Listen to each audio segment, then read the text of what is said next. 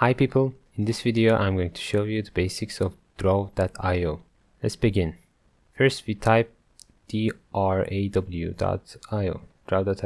on our web browser. It's loading. And first thing we see are two choices: create new diagram or open existing diagram. If you were working on another diagram, you can open existing diagram, but for this video I'm just going to create a new diagram. Here are templates that you can choose from, but for this video I'm just going to choose a blank diagram and create. Now in order to save it you have to give it a name, so I'm just going to write video. Okay, so on the bottom middle you'll see get desktop, and what it says is that Draw.io actually has a desktop app. If you want to use it offline, you can download it and use it offline. But now I'm not going to download it. I'm just going to use it over the web. Now, what I like the most about Draw.io is its simplicity. It's very intuitive. For example, for this video, I'm going to collect some thoughts. I took a rectangle and I take another shape and put it on the picture, and let's take an ellipse.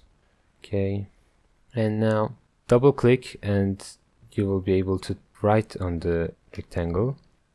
Now let's say that I have a lesson tomorrow. Okay, and for the lesson I have to do homework. Now I want to connect these ideas. To connect these ideas I'm going to use an arrow. Now bring the head of the arrow onto the rectangle and make sure that the outline is in blue color. This means that it's going to attach it to the border. Also make sure for the rectangle as well that its outline is blue color. It makes it so that you can just drag it around and it's going to be attached to the shape, and it's going to be nice and clean. And now I want to show another type of connection, so do homework and study. Okay, for this I can use a bidirectional.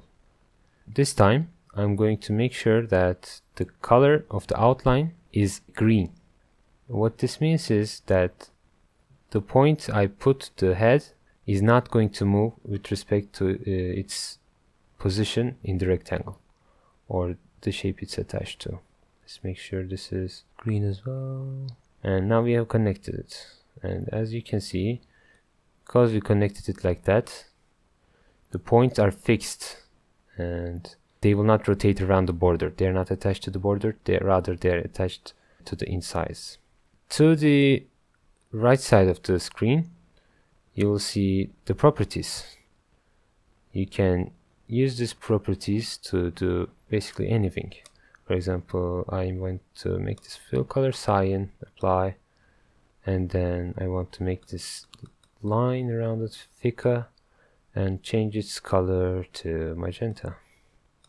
Okay, after that, let's say I want to change the text, change the font to this thing and make it bigger maybe, and maybe make it italic, push it upwards, downwards, center. You know, it's very intuitive. If you have used another editing program like Photoshop, Paint, Word, it's going to be really easy to adapt. Now we have this arrange tab here. What this arrange tab does is, I'm going to show it now. Okay, let's drag some text. Now I want to make a list, small list, let's say this. But I dragged some text here, but as you can see they are not very orderly. To make them orderly, I'm going to select them. I'm going to make sure that I'm on the arrange tab, and I'm going to align them center, let's say. But look at this, they are aligned but they have different amount of difference among each other.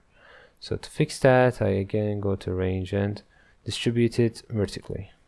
Now it's nice and beautiful, and we can do it horizontally as well. Okay, it's the same thing basically. Let's get 3 texts, and then to arrange them, select them, align them, center, and then distribute them horizontally. And you can make them ordered like this. And if you want to resize an object, you can hold it from the corner to resize it. If you want to resize it uniformly, press Shift and then drag it so that it's a proportional change. From the right side again, you can choose if you want the grid, and if you turn the grid off, you're going to see that you can make more precise movements. And if you want to add a background image, you can do it from here as well. If you want to change the size of the paper, you can change it from here, and you can rotate it from here. You can zoom in from here and zoom out from here. Now you can export it. Go to File, go down to Export As. I want to export it as PNG, so I select PNG. I usually use zoom 100%. If you want transparent background, just tick that. If you want shadows, tick that. If you want the grid to show up in the final product, tick that. If you want to make future changes on your diagram, you should include a copy of the diagram. And if you have made your choices, you can just click export. I want to export it to my device. It's downloaded. Let's see. To conclude, Draw.io is a useful website, easy to use, it's reliable, and I hope you liked it. I hope that this video was helpful. Thank you very much for watching.